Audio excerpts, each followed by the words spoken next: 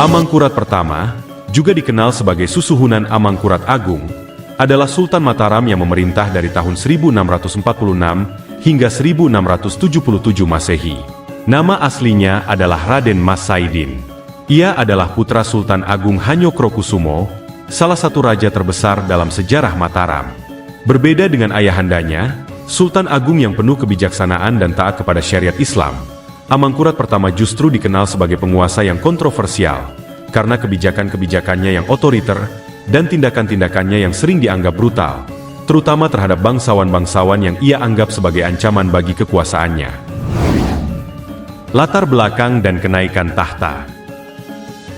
Amangkurat pertama naik tahta setelah kematian ayahnya, Sultan Agung, pada tahun 1646.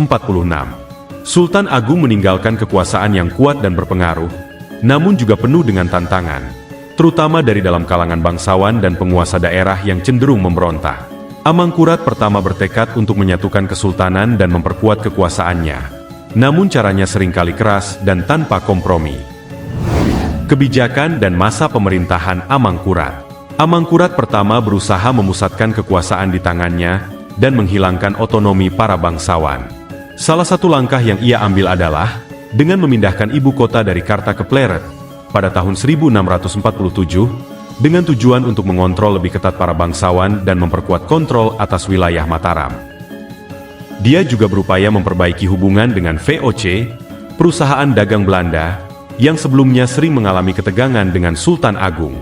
Namun, di kemudian hari melalui hubungan ini, justru malah menjadi bumerang bagi Mataram, karena ketergantungan pada VOC, sehingga mengakibatkan melemahnya kedaulatan Mataram. Sejak kecil, ia telah memiliki hubungan baik dengan orang-orang Belanda. Hubungan tersebut menjadikan Amangkurat pertama lebih tertarik kepada budaya bangsa Barat. Imbasnya, pada masa pemerintahan Amangkurat pertama, peran ulama semakin memudar di Kesultanan Mataram Islam. Hal ini disebabkan karena hubungan yang tidak baik antara Amangkurat pertama dengan para ulama. Peran ulama menjadi tergeser semenjak Amangkurat berkuasa di Mataram Islam. Amangkurat menganggap ulama sebagai saingannya dalam merebut simpati rakyat. Pada masa Amangkurat, ulama tidak lagi menjadi penasihat kesultanan, sebagaimana pada masa Sultan Agung. Akibatnya, hubungan antara penguasa dan ulama semakin renggang. Para ulama banyak menyampaikan kritikan kepada Amangkurat. Namun, justru Amangkurat menganggapnya sebagai sebuah bentuk penentangan terhadap dirinya. Kebijakan Amangkurat pertama, yang tanpa disadari itu ternyata berakibat semakin jauhnya hubungan ulama dengan Amangkurat. Bahkan, posisi ulama mulai dihapuskan dalam Kesultanan Mataram. Dan secara otomatis, posisi Belanda semakin menguat di pemerintahan Amangkurat sendiri di Mataram.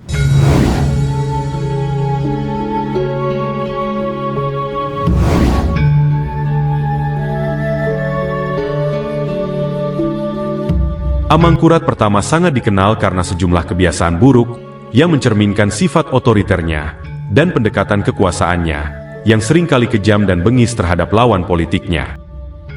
Berikut ini adalah sedikit gambaran tentang sikap dan watak Amangkurat pertama yang sangat bertolak belakang dengan ayahnya, yaitu Sultan Agung Hanyokrokusumo. Kekejaman terhadap lawan politik. Amangkurat pertama dikenal sangat tidak toleran terhadap lawan politiknya, termasuk bangsawan-bangsawan yang ia anggap sebagai ancaman. Masa-masa pemerintahannya penuh dengan rasa was-was, cemas, dan takut, tidak hanya di kalangan pembesar istana, tapi juga kaum rakyat jelata. Salah satu contohnya adalah peristiwa pembantaian massal terhadap para bangsawan dan keluarganya di Pleret pada tahun 1659. Dalam upaya untuk menghilangkan potensi pemberontakan, Amangkurat memerintahkan eksekusi ribuan orang, termasuk tokoh-tokoh terkemuka di Mataram. Rencana eksekusi disiapkan sangat matang. Misalnya, nama ulama dan keluarganya yang menjadi target operasi harus dicatat. Demikian juga alamat-alamat mereka. Bagi Amangkurat pertama, aksi ini langkah efektif agar para pengkhianat bisa dilibas dalam sekali pukul. Berkat persiapan matang, eksekusi berjalan lancar. Dalam waktu tidak lebih 30 menit, 6.000 ulama tewas ditikam para serdadu yang dipimpin oleh keempat orang kepercayaan raja. Tindakan ini tentu menciptakan ketakutan yang meluas di kalangan bangsawan dan rakyat, tetapi juga menanamkan benih kebencian dan ketidakpuasan yang mendalam. Pengkhianatan terhadap ayah dan adiknya. Amangkurat pertama menunjukkan pengkhianatan dalam keluarganya sendiri. Ia mencurigai adiknya, Pangeran Alit, berencana memberontak dan mengincar tahtanya. Akibatnya, Amangkurat pertama memerintahkan penangkapan dan pembunuhan Pangeran Alit serta para pengikutnya. Tindakan ini menunjukkan paranoidnya dan ketidakpercayaan Amangkurat, bahkan terhadap anggota keluarganya sendiri. Ketergantungan pada VOC. Meskipun pada awalnya Amangkurat pertama mencoba memperbaiki hubungan dengan VOC untuk mendapatkan dukungan politik dan militer, kebiasaan ini justru merugikan Mataram. Ketergantungan yang berlebihan pada VOC membuat Mataram menjadi semakin lemah secara politik dan ekonomi, serta semakin terjerat dalam permainan politik kolonial Belanda. Amangkurat pertama seringkali memberikan konsesi yang merugikan Mataram kepada VOC, yang pada akhirnya memperlemah kedaulatan kesultanan.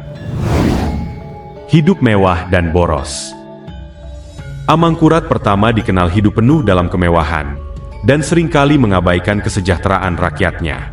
Ia lebih memperhatikan kemewahan dan kemegahan istananya, dan kesenangan pribadi dan keluarganya, daripada kondisi ekonomi dan sosial pemerintahannya. Kebijakan ini mengakibatkan meningkatnya ketidakpuasan di kalangan rakyat, yang merasa diabaikan oleh pemimpin mereka. Kebijakan sentralisasi yang brutal. Untuk mengkonsolidasikan kekuasaannya, Amangkurat pertama menjalankan kebijakan sentralisasi dengan cara yang sangat brutal.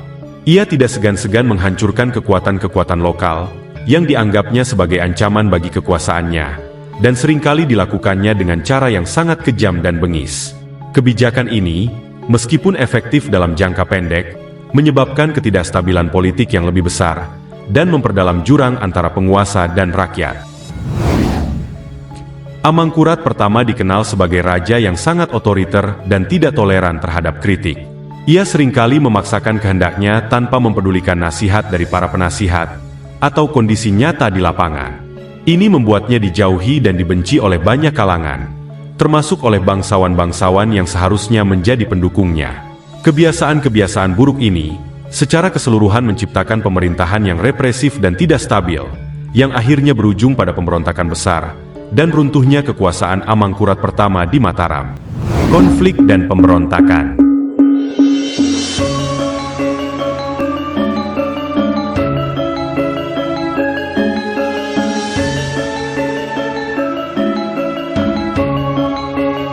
Selama masa pemerintahannya, Amangkurat pertama menghadapi berbagai pemberontakan, baik dari kalangan bangsawan maupun rakyat.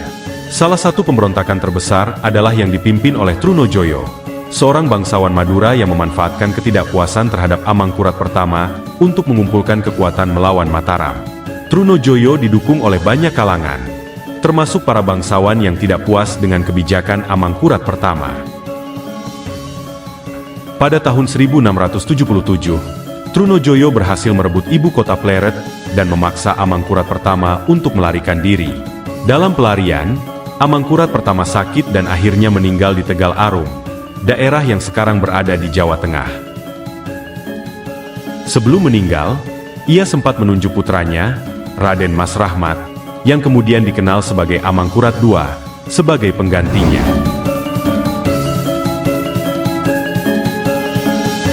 Amangkurat pertama dikenal sebagai raja yang berusaha memusatkan kekuasaan di tangannya. Namun kebijakan-kebijakannya yang keras dan seringkali kejam menyebabkan banyak ketidakpuasan di kalangan bangsawan dan rakyat.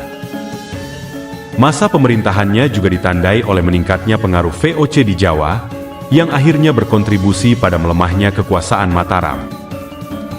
Kematian Amangkurat pertama menandai awal dari periode kemunduran Mataram, di mana kerajaan ini semakin terpecah belah dan mengalami tekanan yang lebih besar dari VOC.